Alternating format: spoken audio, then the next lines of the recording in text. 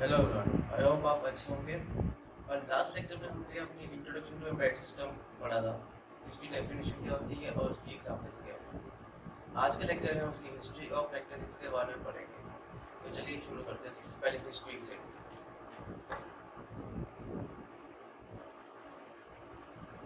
History सबसे पहले 1960 में एक प्रोफेसर थे एमआईटी के, चार्ल्स स्टार ब्रेडफोर्ड नाम थे। इन्होंने 1961 में अपोलो गाइडेंस कंप्यूटर को डेवलप किया था। ये कंप्यूटर पूरा एक डिजिटल सिस्टम था जो कि इंटरनेट टेक्नोलॉजी से बना था, मतलब आईसीस के थ्रू बना था, और इसका साइज और वेट दोनों रिड्यूस्ड थे। उसका बेनिफिट था, ये मिला साइंटिस्ट को कि वो इजीली लूना मॉड्यूल और अपोलो कमांड मॉड्यूल में इंस्टॉल हो गए। एस्ट्रोनॉट्स को ये फायदा मिला कि फर्स्ट कंप्यूटर था जो आईसी से बना था, वो इससे रियल टाइम फ्लाइट डाटा को कलेक्ट कर सकते थे। उसके बाद 1965 ऑटोनॉटिक्स नाम की कंपनी ने D17B कंप्यूटर को डेवलप किया गया था। ये computer minute bank 1 missile guidance system को चलाता था। उसके बाद 1966 में D17B को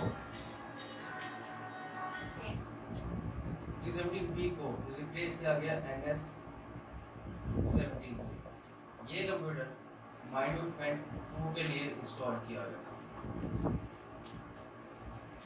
इस NS17 में high volume of integrated circuits लगाए। इसके बाद 1968 में फॉक्सवैगन नाम की कंपनी ने फर्स्ट एम्बेडेड बेस्ड व्हीकल को लॉन्च किया था, और इसके अंदर एक माइक्रो प्रोसेसर लगा हुआ था, वो इलेक्ट्रॉनिक फ्यूल इंजेक्शन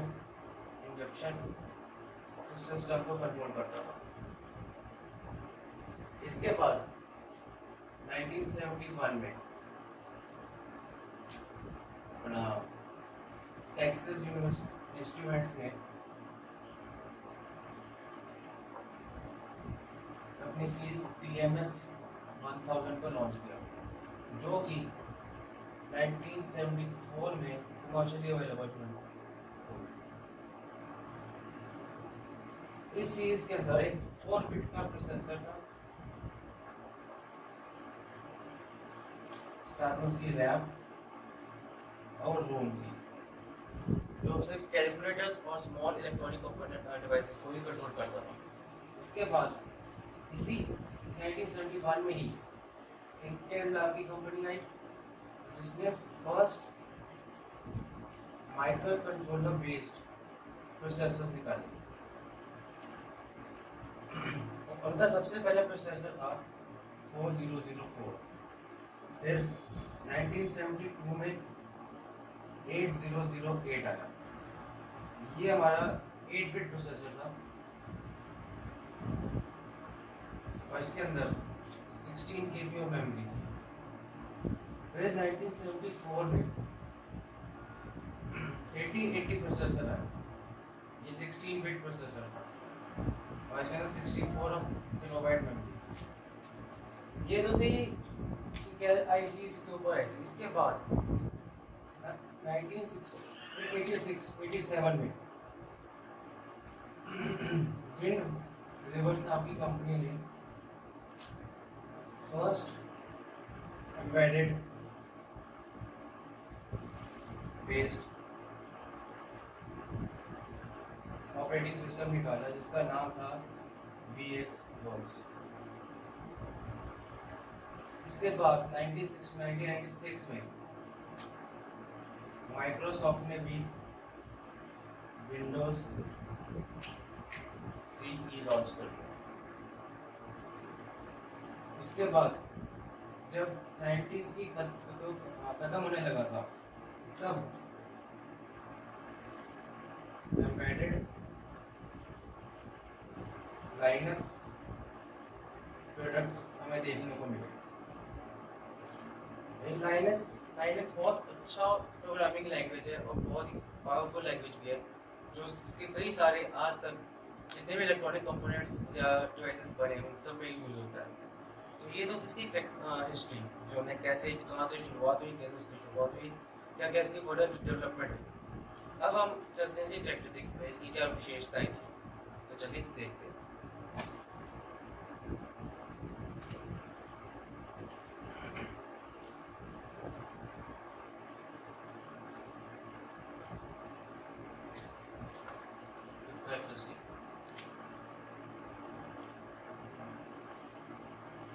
पहली कैरेक्टरिस्टिक्स है ये फिक्स्ड टास्क।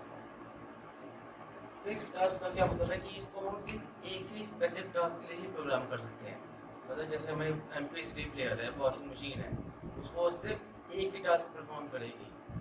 जैसे हम MP3 प्लेयर में सिर्फ MP3 को ही चलाएगी और न MP4 नहीं चला सकती, न वो कुछ और चला सकती है, सिर्फ MP3 ही चला सकती है।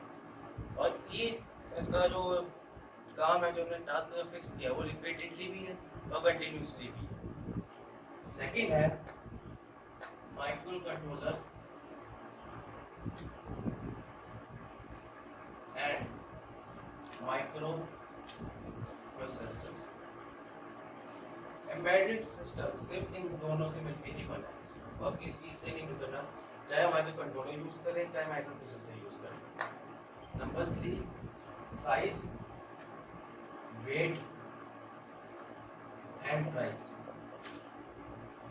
एम्बेडेड सिस्टम ने ऐसी टेक्नोलॉजी ले आया जैसे उसका साइज, जो कंपोनेंट्स का साइज था, जो इक्विपमेंट का साइज था, उसको रिड्यूस कर दिया, वेट उसका रिड्यूस कर दिया और उसकी प्राइस बहुत ही सस्ती कर दी।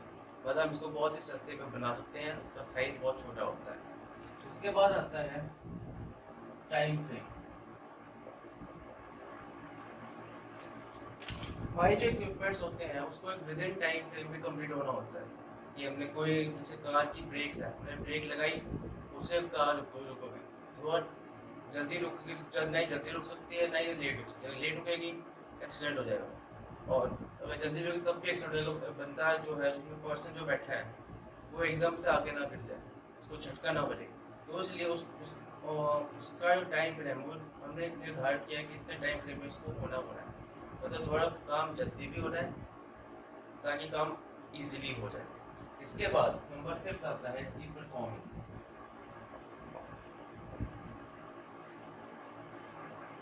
इसकी परफॉर्मेंस हमने जब इसको जैसे हम जिस टाइम बनाते हैं इसको, जिसकी डेवलपमेंट होती है, तो वो अपने इक्विपमेंट को हाईएस्ट लेवल पे अपग्रेड कर देता है कि हाँ मैंने बना दिया, आज इसके अंदर कोई अपग्रेडेशन की जरूरत नहीं है, मतलब इसकी परफॉर्मेंस मैंने मैक्सिमम लेवल तक कर दी है। ठीक है, इसलिए पहले ही हम उसकी, जैसे हमने कोई एक रोबोट कार बनाई, उसको पहले से हमने मैक्स लेवल तक उसको बना दिया कि मतलब उसमें कोई अपग्रेडेशन की जरूरत नहीं है। ये तो थी इसकी परफॉर्मेंस भी। नंबर 6 आता है नो यूजर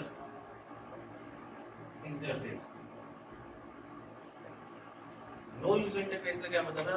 कोई भी यूजर, जैसे मैं यूजर हूँ, आप यूजर हो, हम अपनी इक्विपमेंट जो है उसको एक बार हमने प्रोग्राम कर दिया, हमें बार उसकी देखने की जरूरत नहीं है। जैसे वॉशिंग मशीन है, हमने उसके अंदर प्रोग्रामिंग कर दी है, सेट कर दिया, सब कुछ कर दिया, उसको बस एक बटन दबा दिया, वो उसको स्पिन भी करेगी, वॉश भी करेगी, रिंस भी करेगी, मतलब कपड़े भी सुखा के आपको सब कुछ करके दे देगी।